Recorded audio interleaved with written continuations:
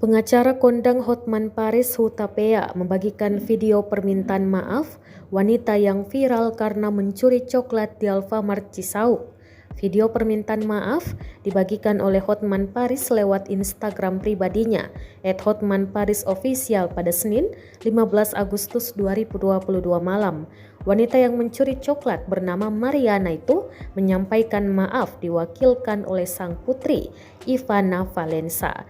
Mariana juga didampingi oleh kuasa hukumnya Haji Amir. Diwakilkan oleh putrinya, Mariana minta maaf kepada pegawai Alfamart Cisauk. Ia mengakui tindakan pencurian coklat yang dilakukan beberapa waktu lalu.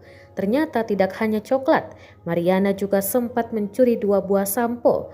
Pun Mariana juga mengaku telah melakukan pengancaman pada pegawai Alfamart bernama Amelia. Secara khusus, ia turut meminta maaf pada Amelia dan pihak keluarganya. Haji Amir yang mendampingi turut menyampaikan maaf atas sikap kliennya. Bahkan dirinya mengaku sempat melakukan pengancaman kepada Amelia untuk meminta maaf. Sementara itu, Hotman Paris mengatakan kasus tersebut telah diurus oleh putranya Frank Hutapea.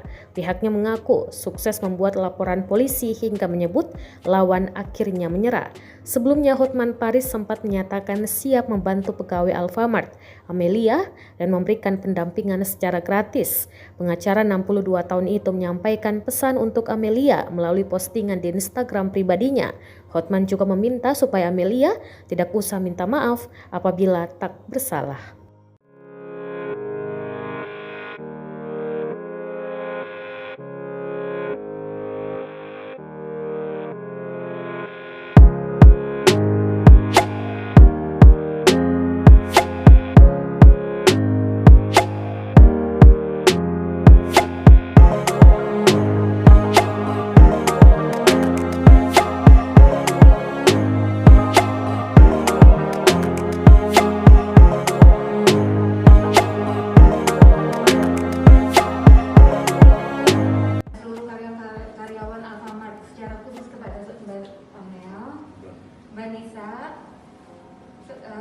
Mas Ali dan manajemen Alfamart secara menyeluruh serta secara spesifik permohonan maaf terhadap Alfamart yang berada di Cisauk, Tangerang.